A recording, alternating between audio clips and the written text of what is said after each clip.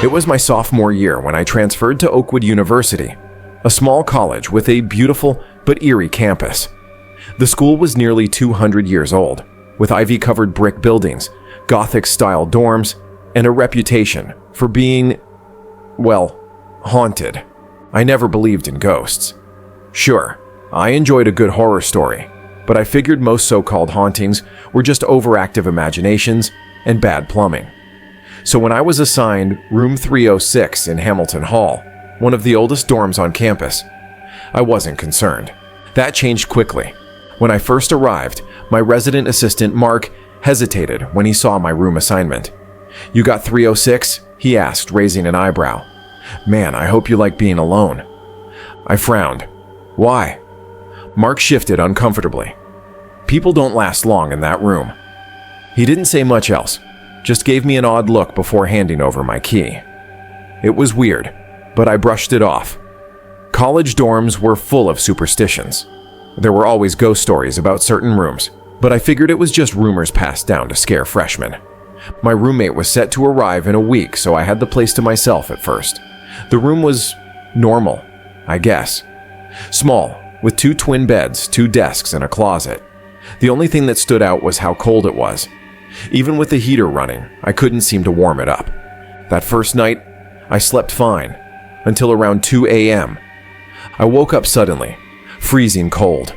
My breath came out in little white puffs, which didn't make sense because it was early September. I reached for my blanket and noticed something strange. My closet door was open. I was sure I had closed it before bed. Trying to ignore the growing unease in my stomach, I got up, shut the closet door, and crawled back into bed. That's when I heard it. A whisper. Not from outside, not from the hallway. From inside my room. At first, I thought I was dreaming. The whisper was faint, almost like the wind sneaking through cracks in the walls. But as I held my breath and listened, I realized it wasn't the wind. It was voices, low, hushed, whispering right by my bed. I turned on my phone's flashlight and scanned the room. Nothing. The closet door was still closed. The window was shut. The door was locked. I must have imagined it. Still, I barely slept that night, and when morning came, I decided to ask Mark about what he meant the day before. His face darkened. "That room's weird, man. People leave. Every semester, someone moves out of 306. They all say the same thing. Whispering, doors opening on their own, stuff moving around. One guy swore he woke up with someone standing over him, but when he turned on the light, there was nothing there." I laughed nervously. "It's just stories, right?" Mark didn't answer. I wanted to believe it was all in my head. I really did. But then, the second night happened. I made sure to close my closet door before bed. I even wedged a chair against it just in case. It was stupid, I knew, but it made me feel better. At around 3 a.m., I woke up to a soft creaking noise. I froze. The chair. It was moving. I watched in horror as the chair, which I had wedged firmly against the closet door, slowly scraped across the floor. Then, click. The closet door swung open. I scrambled for my phone and turned on the flashlight. The closet was empty. But the whispering had started again. Only this time, it was coming from inside the closet. I leapt out of bed, grabbed my keys, and ran out into the hallway, my heart hammering in my chest. Mark was in the common room watching TV. When he saw my face, he knew. "You heard it, didn't you?" he asked quietly. I nodded, too shaken to speak. I planned to move out the next morning, but I had to endure one last night in room 306. I refused to sleep. I kept the lights on, my phone in my hand, and my headphones in. But at exactly 3 a.m., my lights flickered. The temperature in the room dropped instantly. My breath fogged up. Then, I felt it. A presence. Something was standing at the foot of my bed. I couldn't see it, but I could feel it, like a heavy, oppressive weight pressing down on my chest. The whispering returned, closer this time, right next to my ear. And then, the worst part. Something crawled onto my bed. I felt the mattress dip under the weight. It was right beside me. I squeezed my eyes shut, too terrified to move. Then, a cold breath on my neck, and a voice whispering just 2 words: "Get out." I don't remember getting up. I don't remember unlocking my door. But suddenly, I was in the hallway, gasping for breath. I slept in the common room that night. The next morning, I demanded a room change. The housing office didn't even argue. They moved me to a different building that same afternoon. I never stepped foot in room 306 again. A few weeks later, curiosity got the better of me. I started asking around about room 306. Turns out, years ago, a student had disappeared from that room. They were last seen entering 306 late at night, but by morning, they were gone. Their belongings were still there. The door was locked from the inside, but the student was never found. The school kept it quiet. No police reports, no news articles, just a vanishing. I don't know what I encountered in that room. I don't want to know. But I'll never forget the whisper in the dark, the cold breath on my neck, or the feeling of something crawling into bed with me. I got out, but I don't think everyone did.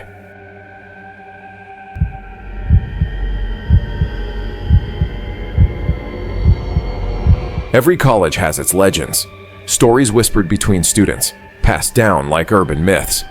At my university, the legend was about room 406 in Holloway Hall. It was an old lecture hall, part of the original campus buildings constructed over a century ago. Unlike the sleek, modern classrooms filled with bright LED lights and digital whiteboards, room 406 belonged to another time. Wooden desks scratched with years of graffiti, a dusty chalkboard instead of a projector, and a strange, lingering coldness that never seemed to fade. Professors rarely held classes there, and students avoided it. Some said it was because the heating never worked. Others claimed it was because of something far more sinister. I never believed in ghost stories, but that was before I stayed in room 406 alone. It was midterms week, and I was desperate for a quiet place to study. My dorm was too loud, the library was packed, and even the student lounge was full of tired, stressed-out students whispering over their notes. Then I remembered room 406. It was always empty. I grabbed my laptop and notes and made my way across campus. As soon as I entered Holloway Hall, I felt a chill run down my spine. The temperature inside was at least 10 degrees colder than outside. Strange. Brushing it off, I climbed the stairs and pushed open the heavy wooden doors of room 406. The moment I stepped inside, I hesitated. The air was thick, stale, heavy, and wrong. But I was exhausted, and my exam was at 8 a.m. I had no time for paranoia. I took a seat in the middle row, pulled out my notes, and started reading. The silence was absolute. No distant chatter, no footsteps from the hallway. Just me and the empty room. For the first hour, everything was fine. Then at exactly 11:46 p.m., I heard it. A chair sliding across the floor. Something else was in the room. I froze. The sound had come from behind me. Slowly, I turned my head, scanning the rows of empty desks. Nothing had moved. My breath caught in my throat. Had I imagined it? I shook my head, trying to focus. But then, another chair scraped against the floor. This time, I saw it. A chair in the back row had shifted a few inches, as if someone had just stood up. My hands clenched into fists. Maybe it was a prank. Someone hiding in the shadows, trying to mess with me. "Hello," I called out. My voice echoed in the empty room. No answer. I stood up, my heart hammering. And that's when I saw it. A shadow. Not on the floor, but on the wall. A human-shaped shadow, standing near the professor's podium. But there was no one there. I felt my blood turn to ice. At first, I thought it was a trick of the light. Maybe a tree outside was casting a shadow through the window. But there was no wind, and the shadow was moving. It shifted slightly, like it was turning to face me. I took a step back, my pulse pounding in my ears. The shadow didn't belong to anything. There was no body to cast it. Then, it took a step forward. I gasped. The lights flickered. For a brief second, the room plunged into darkness. When the lights came back on, the shadow was closer. I grabbed my backpack, ready to run. But as I took a step toward the door, the shadow moved again, gliding silently across the floor. It wasn't walking, it was floating, and it was coming straight for me. I bolted. My feet pounded against the wooden floor as I sprinted toward the exit. I reached for the door handle, but it wouldn't budge. I yanked at it, my breath coming in short gasps. Locked. Behind me, I heard the creak of chairs shifting. I didn't dare turn around. I pounded on the door. "Help! Someone open the door!" No answer. Then, whispers. A soft, eerie murmuring filled the air, like 100 voices speaking at once. The sound came from everywhere and nowhere. My hands trembled as I pressed myself against the door, my body cold with terror. The whispers grew louder, and then everything went silent. I squeezed my eyes shut, praying for the nightmare to end. When I finally dared to open them, the shadow was right in front of me.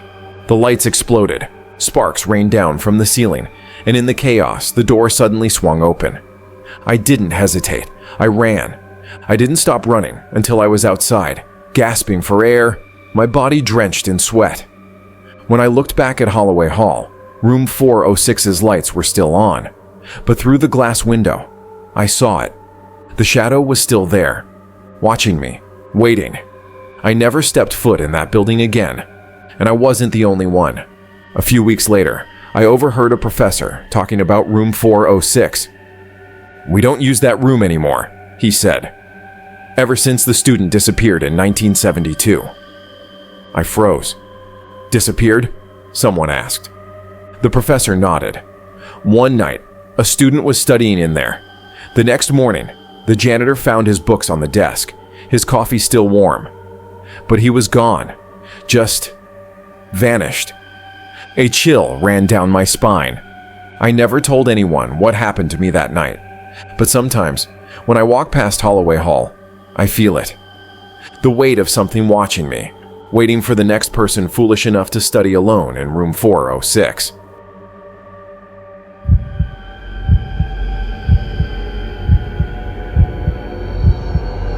College was supposed to be the beginning of something new. Independence, excitement, growth. But for me, it became a nightmare I still struggle to explain. When I moved into my dorm for sophomore year, I was assigned a new roommate, Ryan Walters. I never met him on move-in day. His side of the room was already set up though. Bed made, desk stacked with books, even a few posters on the wall. It was clear someone had been there, but no actual person was there. At first, I figured he had just arrived before me and was out somewhere, grabbing food, meeting friends, handling class schedules. So I unpacked my things, put on some music, and waited for him to show up. He never did. The first night passed, then the second, then the third. My roommate still hadn't shown up. That's when the uneasy feeling started to settle in. By the end of the first week, I began asking around. A few people in the dorm mentioned seeing a guy moving things in a few days before I arrived, but no one actually knew Ryan personally. No one had spoken to him. No social media, no campus sightings, no signs of life. I went to the resident advisor, Mark, and asked if he knew what was going on. His response: "Ryan Walters? Yeah, he was assigned to that room, but I haven't actually seen him. Maybe he transferred out." Something wasn't right. If he had transferred, why was all his stuff still in the room? Why was the bed made like someone was still supposed to sleep there? Why did it feel like he was still there? The first time I heard the sound, it was past 2 a.m. I had been lying in bed, exhausted, trying to sleep when I heard it. A soft creak from across the room. I opened my eyes, my heart hammering. It sounded like someone was sitting on the bed opposite mine. The bed groaned again, like weight was shifting onto it. I reached over and turned on my desk lamp. Ryan's bed was empty, but the blankets were slightly messed up like someone had just moved. I told myself it was my imagination. I was tired. The building was old. The floors creaked. I turned off the light and forced myself to sleep. But the next night, the closet door opened by itself. The closet that should have stayed shut. I had never touched Ryan's closet. It was his after all, filled with his clothes, his belongings. Even though he wasn't there, it felt wrong to open it. But at exactly 3:15 a.m., I woke up to the soft sound of a click. I turned toward the noise. The closet door had just unlocked. A small gap had opened, revealing pure darkness inside. I stared, frozen, barely able to breathe. The air felt thick, suffocating, heavy with something unseen. I told myself to get up, close the door, lock it again. But something in my gut told me not to. Instead, I grabbed my phone and shined the flashlight into the closet. Nothing, just clothes, boxes. And yet, the uneasy feeling wouldn't leave. I shut the door, locked it, and crawled back into bed. I barely slept. The next day, I skipped class to get some real answers. I went to the housing office and asked about Ryan Walters. The receptionist frowned as she typed his name into the system. After a few seconds, she looked up at me, confused. There's no record of Ryan Walters in that dorm. My stomach dropped. What? That's impossible. I was assigned to room 314. He was supposed to be my roommate. She double-checked, scrolling through files. Then she shook her head. Room 314 was listed as a single this semester. No second resident assigned. That didn't make sense.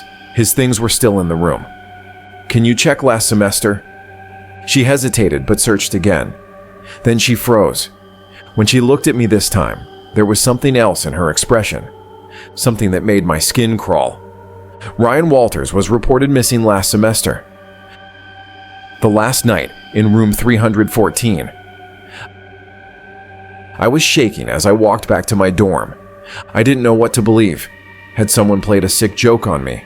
Had Ryan come back and left his things behind? Had I been living in a dead man's room? That night, I decided to pack my things. I didn't care where I stayed. I just couldn't stay in room 314 anymore. But as I reached for my suitcase, the closet door unlocked. A slow, deliberate click. The door inched open. I froze. My breath came in shallow gasps. I knew I hadn't touched it. And then, the whispering started. It wasn't outside the window this time. It was inside the room. The bed behind me creaked.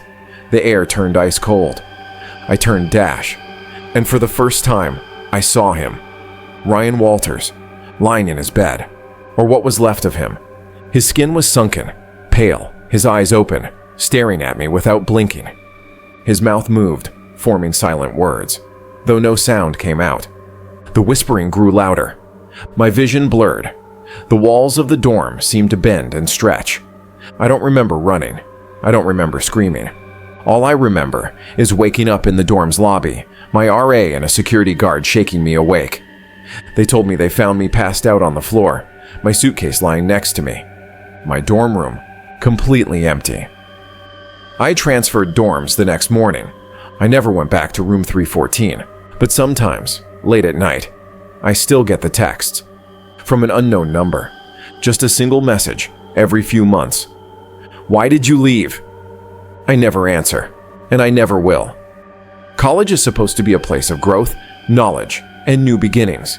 A time filled with friendships, late-night study sessions, and the pursuit of dreams. But for some students, those bright college years are overshadowed by something sinister lurking in the shadows. Some say the halls of academia are filled with more than just history. They are filled with ghosts of the past, echoes of tragedies, and unspeakable horrors that refuse to be forgotten. Every campus has its own legends, stories of students who vanished without a trace, professors who refused to leave, even in death, and dorm rooms where no one dares to stay for long. Are they just myths passed down over time, or is there something truly evil woven into the very foundation of these institutions?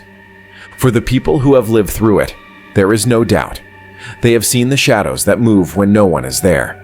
They have heard the whispers in the dead of night, the knocks on their doors with no one on the other side, and the feeling that something, or someone, is always watching. What's even more terrifying is that some of these stories don't have endings. Some people never find out what haunted them, and others are left with more questions than answers. A few lucky ones make it out with only nightmares, while others are never seen again. So the next time you're alone in a dorm room, and the air suddenly turns ice cold, or you hear footsteps echoing down the hall when you know no one else is there, stop and listen. Pay attention to the shadows at the end of the corridor, because maybe, just maybe, something is trying to reach you. And the real question is, what will you do when it does? If these chilling stories gave you goosebumps, make sure to like, subscribe, and turn on notifications for more terrifying true tales. If you have your own college horror story, whether it's a ghost sighting, an eerie experience, or something truly unexplainable, we want to hear it. Drop your story in the comments below, and who knows, your story might be featured in a future episode. Until next time, stay safe, stay aware, and never ignore the feeling that you're not alone. Because in college, sometimes the past refuses to stay buried, and the dead refuse to leave.